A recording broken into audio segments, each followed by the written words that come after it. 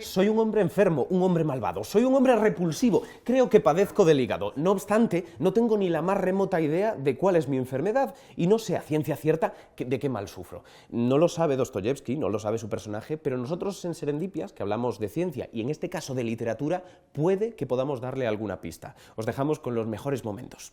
Serendipias, la ciencia de la cadena SER.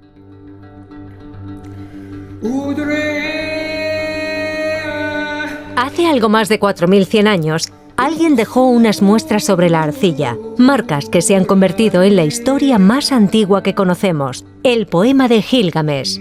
Una historia cantada que ahora mismo estás escuchando.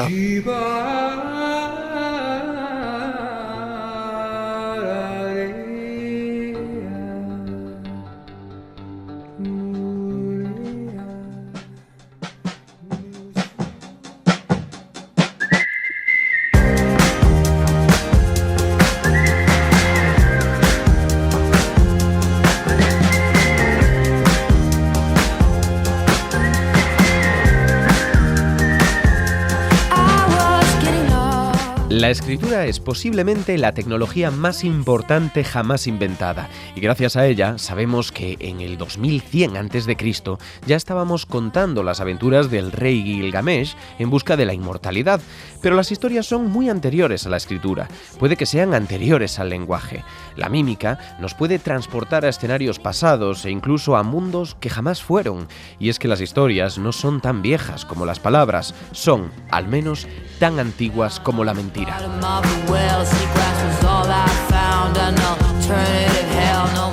Las ficciones son nuestro parque de juegos, un arenero en el que levantar castillos imposibles y aprender de ellos. Las hemos usado para sobrevivir al inhóspito desierto australiano y para aprender a comportarnos en la sofisticada sociedad ateniense.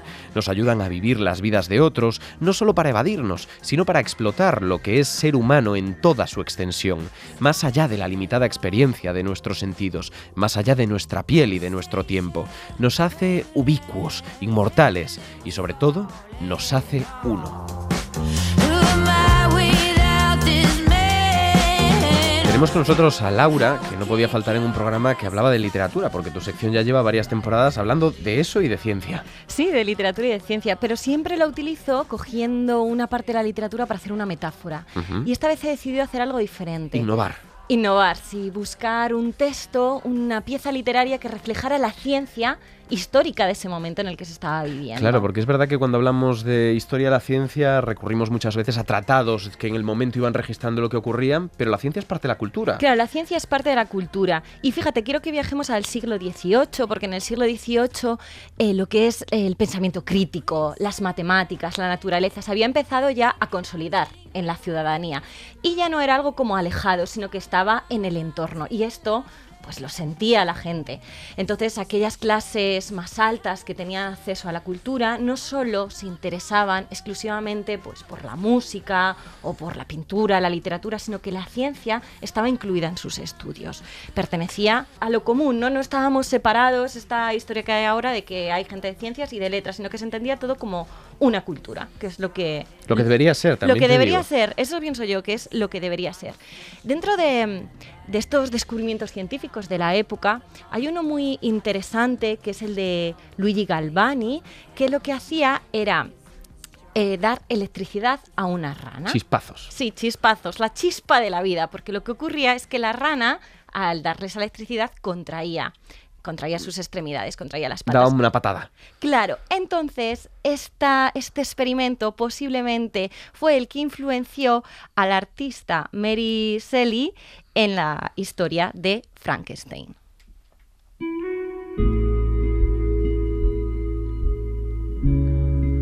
Tenía alrededor de 15 años cuando, habiéndonos retirado a la casa que teníamos cerca de Bellrive, presenciamos una terrible y violenta tormenta. Había surgido detrás de las montañas del Jura y los truenos estallaban al unísono desde varios puntos del cielo con increíble estruendo. Mientras duró la tormenta, observé el proceso con curiosidad y deleite. De pronto, desde el dintel de la puerta, vi emanar un haz de fuego de un precioso y viejo roble que se alzaba a unos 15 metros de la casa. En cuanto se desvaneció el resplandor, El roble había desaparecido y no quedaba nada más que un tocón destrozado. La catástrofe de este árbol avivó mi curiosidad y con enorme interés le pregunté a mi padre acerca del origen y naturaleza de los truenos y los relámpagos. «Es la electricidad», me contestó a la vez que me describía los diversos efectos de esa energía. Acabamos de escuchar el fragmento en el que Víctor Frankenstein descubre lo que es una tormenta y la electricidad y se empieza a interesar por ella. Esto lo describe Mary Shelley en esta magnífica obra de Frankenstein que fue publicada en 1818. Si a mí me preguntan si Frankenstein es una obra de ciencia, yo diría que no. Vale. O sea, hay un hilo conductor que es la ciencia y es muy palpable y es de lo que quiero que hablemos ahora. Pero en realidad la novela trata sobre la vida, la muerte y yo diría la soledad. Sí. Cuestiones humanas, profundamente humanas, y que tal vez ahora relacionamos mucho con la filosofía, pero en ese momento tenía mucho que decir la ciencia. Sí, y sobre todo a mí lo que me interesa es que hablemos aquí porque es un programa de ciencias, es esta esencia que se palpa todo el rato de la ciencia. Y sobre todo he decidido sacar 3 temas que quiero que hablemos sobre ellas. El primero es las pseudociencias. Cuando el protagonista se empieza... O sea, la novela creo que no es ningún spoiler, por si alguno no ha visto nada, pero lo que se trata es de dar vida a masa inerte, a masa que está muerta. Este es el hilo principal por lo que surge la novela, más allá de que luego trate sobre otras cosas. Entonces, el protagonista cuando descubre la tormenta y se empieza a interesar por la ciencia, al primer sitio al que llega es a las pseudociencias. Se empieza a interesar por ellas, yo lo puedo entender porque las pseudociencias pueden parecer bastante atractivas inicialmente, pero ya una vez que te metes en ello y empiezas a estudiarlas, entre comillas, te das cuenta de que no te llevan a ninguna parte. Y el protagonista se enfada cuando se da cuenta de esto. Entonces he sacado un par de textos justo que hablan de este tema de las pseudociencias. Uno de ellos dice: se proponía, en resumidas cuentas, troncar los sueños de infinita grandeza por realidades de mediocre valor. Es precioso, es que está muy bien escrita toda la obra. Y tenía un conocimiento, ella y su entorno de la ciencia, que le permitían hacer estas reflexiones. Claro, y además es como, es que la ciencia se está dedicando a cosas ridículas cuando podemos convertir el plomo en oro. La transmutación de los metales que proponía la alquimia, claro. Claro, o la fuente de la eterna juventud, ¿no? Y se están dedicando a dar calambres a ranas, claro, ¿sabes? Eran metas muy elevadas, promesas enormes que eran imposibles de alcanzar y por eso pseudociencia. Y la ciencia consigue obtener resultados porque baja las expectativas, en cierto modo. Eso es, porque baja las expectativas y el propio protagonista se da cuenta de esto y se enfada. Se enfada de haber estado perdiendo el tiempo, que lo dice él, con libros absurdos. De alquimia. De hecho, yo creo que es la mejor frase de resumirla, no la voy a leer entera, de resumir lo que es las pseudociencias, pero dice: prometían lo imposible sin conseguir nada.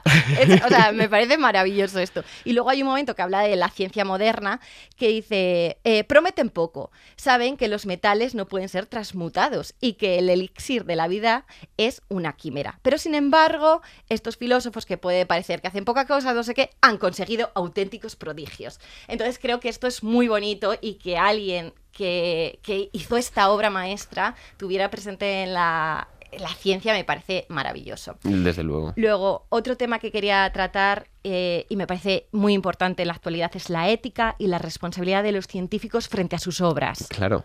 Es que es verdad que esta historia puesta en el papel es muy distinto a lo que la gente que ha visto las películas puede imaginar. La peli no tiene nada que ver. O sea, yo recomiendo muchísimo leer el libro porque no tiene nada que ver. Y además es cortito, es muy cortito, 120 páginas en muchas ediciones. Se lee rápido y yo la verdad que me sorprendí porque tenía la imagen de la peli. Y no. Y habla de esa culpa, ¿no? Víctor Frankenstein devuelve una masa inerte a la vida. Claro, la devuelve, o sea, cero spoiler, y se arrepiente. Y luego pasa, intenta como que, yo no he hecho, no, tal amigo. Cual, ¿eh? Se va con el monstruo moviéndose por su habitación, vuelve al rato a ver si sigue. A ver, y dice, ¿está? No, y ya, está. Es como no y se está. queda tranquilo.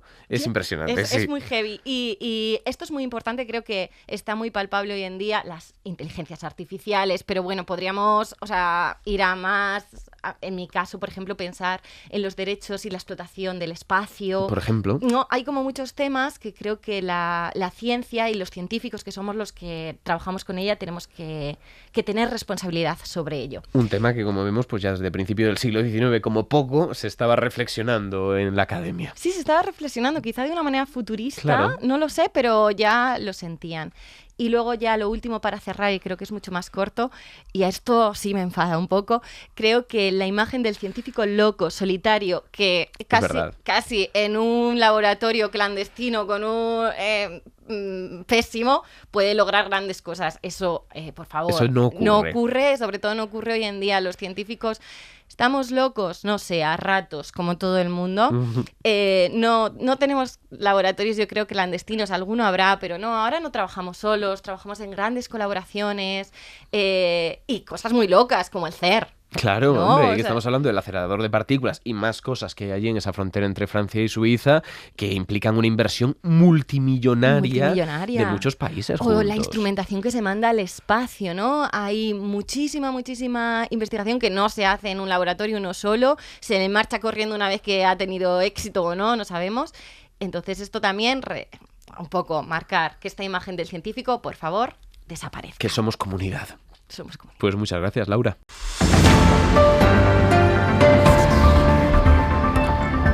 Mario, ¿qué nos traes hoy? Un día más aquí, ¿eh? Sí, es que quiero que vayas rápido para que no hagas la broma. Un día que no me libro. ¿Lo pillas? Sí. Porque va de libros. Sí, lo sé. El programa. Pero no son de esos libros. No, son de los de leer. ¿Lo has preparado con los de leer o lo has preparado con vacaciones? De hecho, te cuento que... ¿A ti te gustan los cómics, los tebeos o las novelas gráficas? No mucho. No mucho, pues tú te lo pierdes. ¿Sabes que el cuento ilustrado más antiguo de la historia de la humanidad tiene 51.000 años? Me parece mucho. Mira, lo publica la revista Nature y se trata de un hallazgo realizado por investigadores de la Universidad Australiana de Griffith. Resulta que en la isla de Sulawesi, en Indonesia, hay una cueva en cuyas paredes estos investigadores encontraron una pintura en la que se representa a 3 figuras humanas interactuando con un cerdo salvaje. Y se trata, hasta ahora, de la muestra de arte rupestre más antigua descubierta al margen de algunos hallazgos controvertidos en España, aquí en España. La datación se ha hecho mediante el escaneo de series de uranio con ablación láser que permite datar las capas de carbonato cálcico que se han formado sobre la obra. Y la importancia de este descubrimiento es que en la pintura pueden identificarse escenas reconocibles, es decir, una narración. La próxima de Marvel, estaría bien. 51.000 años para llegar como un remake. A la primera peli de Marvel. Esta estaría bien. Tampoco la veré. ¿No? No, bueno, no te quedas con cómic. Sí, tampoco. Yo TikTok nada más, es lo único que consumo. Vale, y la siguiente es de... ¿Sabes tú que la teoría de que la ficción refuerza los estereotipos en general tiene mucho peso? Es difícil de discutir. Pues ahora lo es aún más porque hay prueba científica de ello. Oscar Stuller, un sociólogo de la Universidad de Northwestern, ha realizado un estudio computacional en el que analiza 87.000 cuentos y novelas publicadas en el último siglo y medio, centrando el análisis en las interacciones de los personajes. Y el resultado, que se publicó en la revista PNAS, que tú sabes que me flipa el nombre de esta revista. La lees además todos los días solo por el nombre. Sí, exacto, no entiendo nada, pero estoy leyendo la portada nada más. Es para que te pregunten, ¿qué lees? Y digas... Nah. Volviendo al redil, este estudio sostiene que las mujeres han sido retratadas de manera sistemática como más pasivas y sumisas que los hombres, especialmente cuando los autores de estas ficciones son hombres. Pues sí, pues tiene sentido. Tiene sentido. Pero ¿verdad? Está bien que lleguen los científicos para decir, tenías razón. Tenían que llegar los Intuición, tenías razón. No, nadie se habría... Bueno, pues muchas gracias, Mario. Gracias a ti, Ignacio. Hasta la próxima.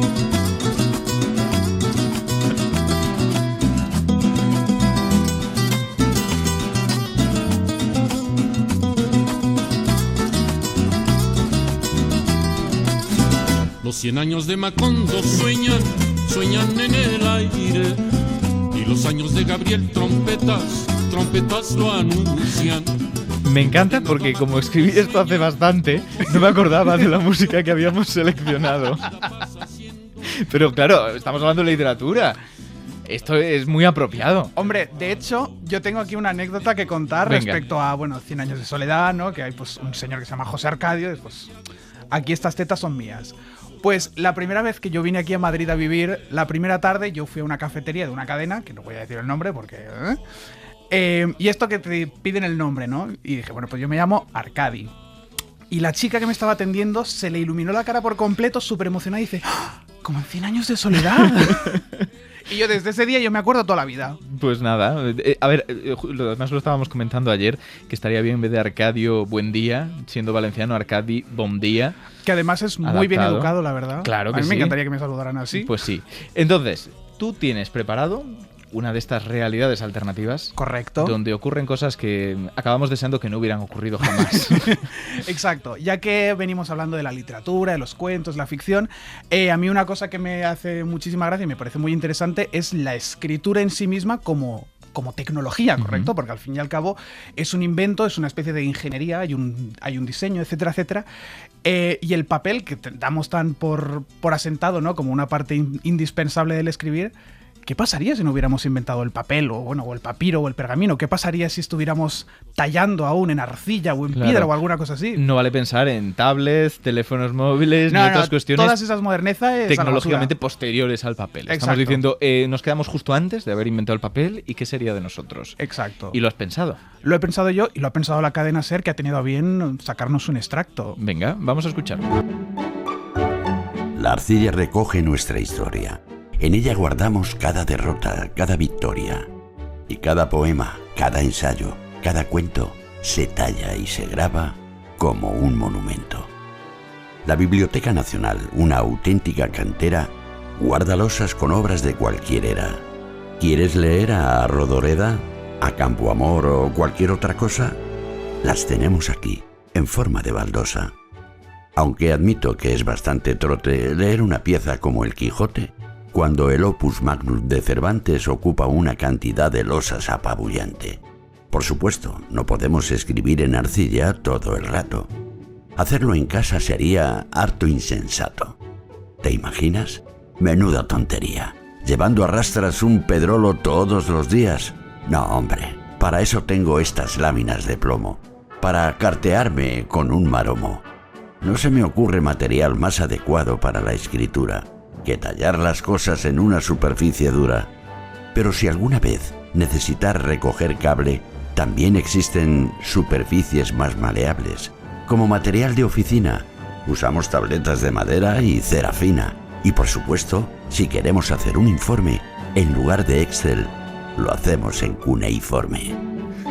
Me parece maravilloso. Qué complejidad de soportes de escritura. Hombre, por supuesto. Aunque yo tengo que decir que la parte del Excel sí que me gustaría mantenerla, porque yo esto es una cosa que digo siempre, no hay cosa más erótica que en este mundo que un Excel bien montado. Y además que hacer un sumatorio a mano es un poco más complicado. Sí, no, yo no tengo la muñeca para eso. Vale, entonces nos hemos encontrado con, al menos yo lo veo así, muy de frente la situación en la cual no tenemos escritura en papel y le empezamos a dar valor. Empezamos a entenderlo como esa tecnología que decías al principio que realmente es.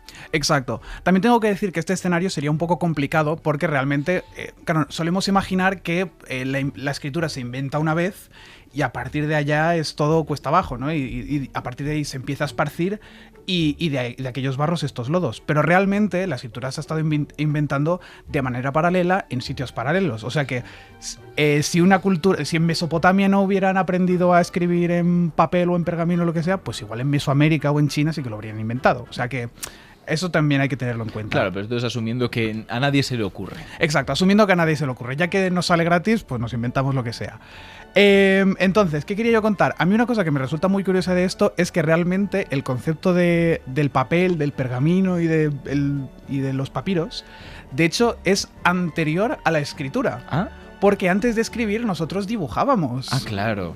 Dibujábamos y bueno, y los dibujos poco a poco se han ido convirtiendo en escritura, ¿no? Por ejemplo, las primeras formas de protoescritura mesopotámicas que tenemos son como unas fichas de pues cuneiformes con dibujos en plan una oveja y un numerito. Triangulitos marcados como muescas, ¿no? Exacto, como para decir, pues aquí hay 10 ovejas, o esta persona tiene 10 ovejas, que a mí me fascina que la primera forma de escritura sea un Excel, básicamente. Claro. ¿Cuántas ovejas en la casilla 3? Exacto. Y de esa misma manera, igual que surgió en Mesopotamia para hacer esto, pues salió también en Egipto, que se debate sobre si vino de Mesopotamia o si salió por su propia cuenta, pero sí que salió por su propia cuenta en China, como en el año 1200 a.C., una cosa así, y ya en Mesoamérica estaríamos hablando del siglo I después de Cristo, también por su propio pie. Y efectivamente son esas civilizaciones prístinas en las que surge la escritura, y en el Valle del Indo, que es otra de estas cuestiones que de vez en cuando sale, y además tienen ahí una variedad todavía de sistemas de escritura increíble. Sí, y de hecho a mí es una cosa que también me fascina mucho, el cómo el propio material, la propia tecnología de la escritura a veces moldea la propia escritura en sí misma. Claro, la forma de esas letras o de esos símbolos. Exacto, por ejemplo, ahí que estamos hablando del Valle del Indo, que se usaba mucho,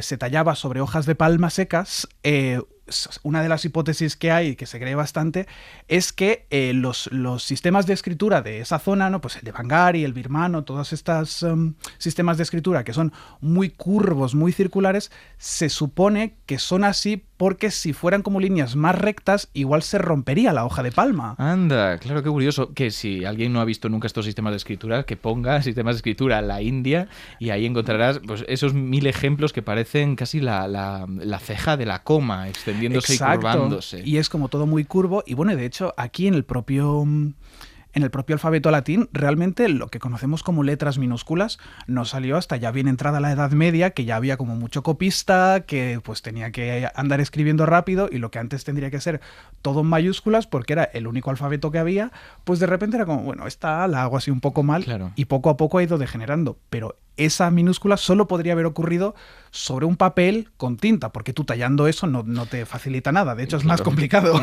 Claro.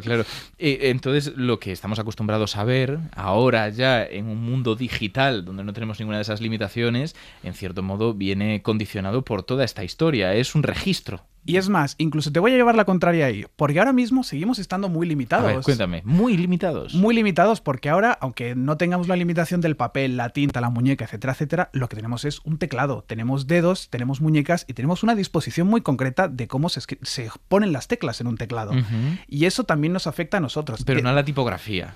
A la tipografía no, pero vale. Hay una cosa que está muy chula que lo llaman el efecto QWERTY, que estos son dos lingüistas, Kyle Jasmine y Daniel Casasanto, que descubrieron que básicamente las palabras que para escribirlas tú usas más la mano derecha que la izquierda se suelen percibir como más positivas. Anda. Y este es un efecto que dices, bueno, pues será como una cosa así como un poquito nimia, que sí, suena una un poco curiosidad y ya está. Mínimo. Pero aparentemente, desde la introducción de los teclados QWERTY, también ha habido un aumento en los nombres de bebés que se escriben predominantemente con la mano derecha del teclado. ¿Qué me dices? Y esto es significativo, es un estudio significativo, con mayúsculas. Y se ha podido replicar como un par de veces, que ya en la mayoría de papers ya con eso se dan un canto en los desde dientes. Luego, sobre todo de algunas disciplinas. Claro. O por ejemplo, y esto ya es más anecdótico, una cosa que a mí me hace mucha gracia es que cuando... Lo que en inglés llaman un key smash, que es como aporrear el teclado, que a veces es como frustración, como risa, etcétera, etcétera. La forma que tiene ese aporreo, en plan de qué letras salen, etcétera, etcétera, depende mucho del teclado que estás usando. Si estás en un ordenador que tienes todas las manos y todos los dedos, tiene un aspecto distinto a un teclado del móvil que estás solo con los pulgares ahí aporreando. Qué bueno. Me parece súper interesante cómo nos acaba condicionando a nosotros, porque hasta ahora habías puesto el ejemplo de cómo la sociedad había moldeado esa escritura y ahora cómo la escritura a veces nos moldea y se eligen hasta el nombre de los niños. Bueno, es que realmente nosotros nos solemos pensar que ya estamos fuera de la historia y que somos inmunes al corriente de los acontecimientos y nada más lejos de la realidad. Hegel se equivocó. Hegel a veces se equivoca mucho. a veces se equivoca poco, diría yo. Y nada, simplemente es eso. A mí es una cosa que me fascina mucho, sobre todo porque claro, ahora tenemos el papel, que es barato, etcétera, etcétera, pero cuando se empezó a escribir, realmente la decisión del el sustrato sobre el que escribir era una cosa muy, muy intencionada. Y si tú hacías una cosa como más corta, que se podía enrollar, dices, bueno, pues uso un papiro que se puede enrollar, tal, pero si necesitabas hacer una cosa larga, que se encuadernara, que duraba, dices, ahí tengo que gastar un poco más de dinero, ahí tengo que usar un pergamino que resiste más las condiciones. Entonces, todas estas cosas... Ahora ya decimos papel o electrónico, ya para estar. Pero en aquel entonces era decisiones. Bueno, pues lo que decíamos, cómo nos ha moldeado, cómo le hemos moldeado y que es una parte fundamental de nuestra civilización y una tecnología. Arcadi, muchísimas gracias por venir a enseñarnos cómo escribir. A ti. Moure oye voces.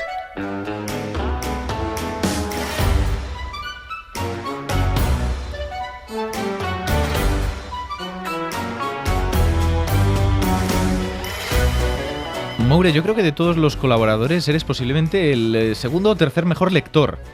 ¿Tú crees? Sí, pero te digo una cosa. Eres el mejor autor. Es verdad, quizás el único. Bueno, de los colaboradores sí. Por ahora, porque al final todos los divulgadores terminamos sacando libros. Somos muy Hombre, turras, Laura tiene publicada la tesis también. bueno, como sí. libro. Puedo considerar la tesis mi primer libro y este es el Sexo segundo. Salvaje el segundo. Sí. Es un buen segundo libro, desde luego. Bueno, vienes a hablarnos de libros, pero a través de las preguntas de los oyentes. Sí, no voy a dar turra, hoy no voy a hacer publicidad ni spam ni nada. Así que si quieres vamos directo. Venga, si no, vamos. Siempre me quedo justico de tiempo. Vamos. Hola, Moure. Hola. Bueno, yo te confieso que tengo un pequeño Diógenes literario, como yo lo llamo, y es que me encanta acumular libros, pero sobre todo lo que me gusta es su olor. Y me gusta cómo huelen tanto los libros viejos como los libros nuevos.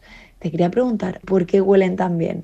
Bueno, muchas gracias, un beso. ¿Por qué huelen tan bien? ¿Por qué huelen tan bien los libros? Como bien ha dicho la chica que ha hecho la pregunta, hay que distinguir entre libro viejo y libro nuevo. Entonces, te he traído de los dos tipos para hacer un poco una cata, Ignacio. ¿Qué prefieres oler primero, libro viejo o nuevo? El viejo. El viejo, Sí, venga. lo tengo más en la cabeza, porque ese de olor biología romántico, ¿eh? ¿sí? De Sí. animales, los animales artífices. Es muy chulo el libro.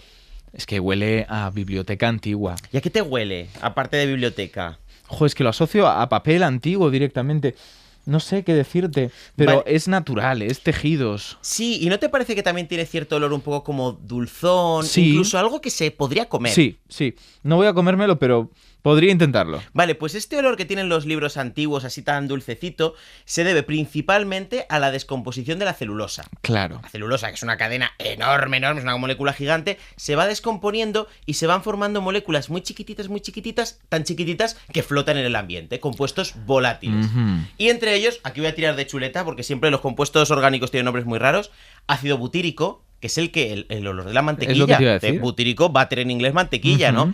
Huele a jumpers. El furfural, que es un olor entre pan y almendras, una cosa así, tiene también benzaldehído, que se huele a almendras directamente, y, ojo, vainillina. Anda, vainillina. Vainillina, que es el aroma de la vainilla. Voy a volverlo a oler, a ver si consigo percibir ver aquí si lo el pillas. cupcake. Y luego además tiene un poquito de ácido acético, que es el del vinagre. Lo que pasa es que casi no se nota porque lo que hace es realzar el olor de los demás. Pero sí lo pillo, ¿eh? Sí. A que sí mola me doy cuenta mucho. que tiene el punto ácido ese. ¡Jo, qué guay! Esto, que mola. vamos, me alimenta. Venga. Lectura que alimenta. Y ahora el nuevo, ¿qué prefieres? ¿A un clásico como Kurt Vonnegut o a Ricardo Moure? Al mejor de los dos autores, por supuesto. Pobre Vonnegut, que es buenísimo, ¿eh? Estaba a punto de cambiar y coger el otro libro, pero no, cogemos el tuyo. A ver, huele. Me cuesta. Después de haber reolido el antiguo, que es ese postre que me gustaría tomarme a estas alturas del día.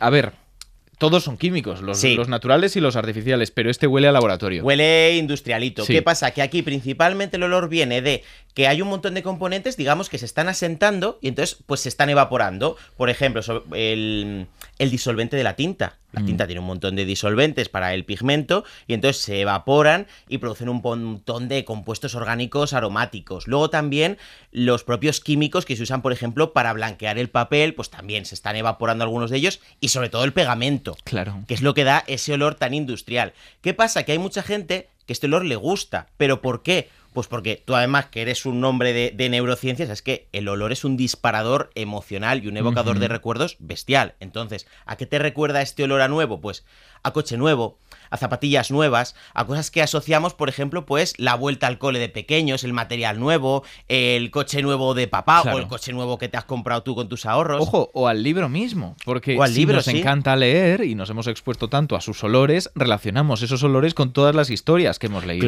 Claro, puedes relacionarlo con, yo que sé, algún libro que te haya cambiado la vida, un Señor de los Anillos, los libros del barco de vapor de pequeño. Es un poco cuando empiezas a salir con alguien y tiene un rasgo que no te acaba de gustar mucho, pero le acabas cogiendo cariño porque lo asocias a esa persona. Es como Sí. el olor del libro nuevo, que igual no te gusta al principio, pero si te gusta la literatura... Sí, un sabor adquirido, ¿no? Exacto. Como las aceitunas, un Justo, poco. eso mismo.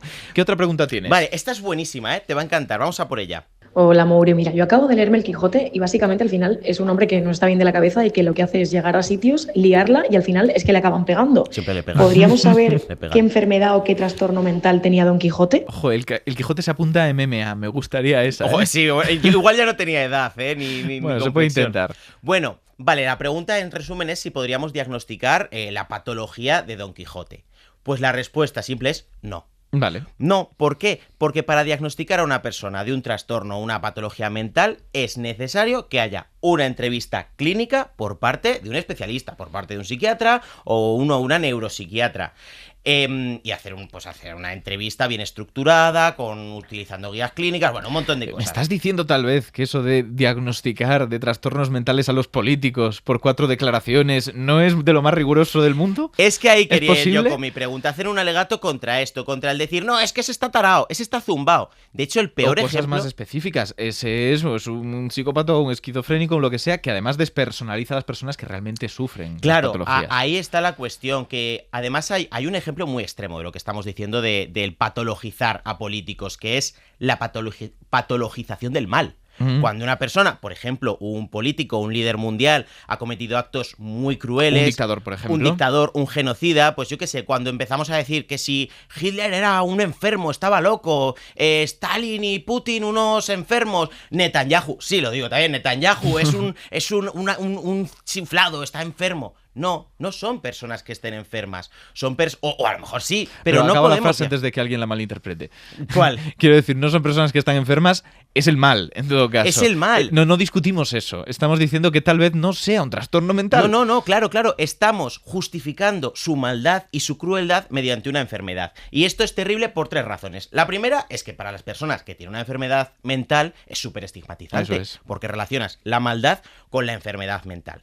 En segundo lugar, y más importante, estás quitando responsabilidad a estos criminales de guerra, a estos genocidas, les quitas responsabilidad porque dices, bueno, están malitos. Claro, es como si no hubieran podido evitarlo porque están malitos. Y no además quitas responsabilidad a las personas que les han puesto en el poder, porque siempre detrás de esta gente, pues hay mucha gente detrás, muchos ciudadanos y ciudadanas que han ayudado a que estén ahí. Y no entran en esa historia de la patología mental, que parece ser que este tipo de problemas vienen de un único individuo y no de una sociedad. Claro, viene de una sociedad que está enferma, pero de otra manera.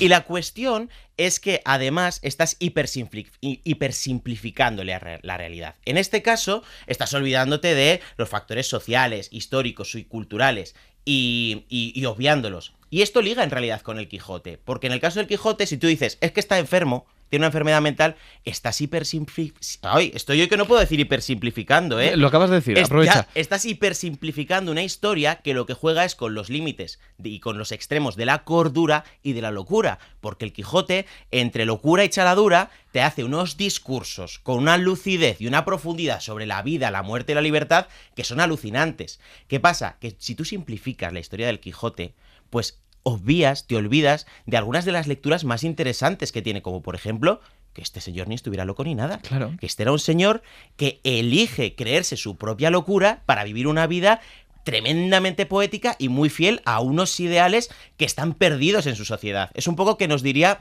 como, ¿quién está más loco? ¿Quién lucha contra la injusticia o quien acepta vivir en un mundo injusto sin hacer nada? Pues esa lectura, si tú dices que el Quijote está loco, te la estás perdiendo y es maravillosa, Ignacio. ¿En contra de las etiquetas, entonces? Pues sí, en contra de eso y me he quedado en blanco de repente, como el Quijote. Perfecto, pues acabamos con ese eco con el Quijote. Moure, muchísimas gracias. Gracias a ti, Ignacio, y recordad que las ovejas no son ejércitos. Los cuentos se remontan tanto como podamos imaginar. Por aquel entonces, el mundo era tan reciente que muchas cosas carecían de nombre, y para mencionarlas había que señalarlas con el dedo. Era el mejor de los tiempos y era el peor de los tiempos. Y como todas las historias felices se parecen, pero cada historia desdichada lo es a su manera, en medio de aquel invierno descubrimos que había dentro de nosotros un verano invencible, un torrente narrativo con el que levantar civilizaciones. Y es que negar los cuentos es negar el yo. Son desesperaciones aparentes y consuelos secretos. El mundo, desgraciadamente, es real. Yo, desgraciadamente, no soy Borges, ni Dickens, ni Márquez, ni Tolstoy, ni Camus, cuyas palabras he tomado prestadas para este final. Soy Ignacio Crespo y seguiré contando historias mientras la radio me lo permita.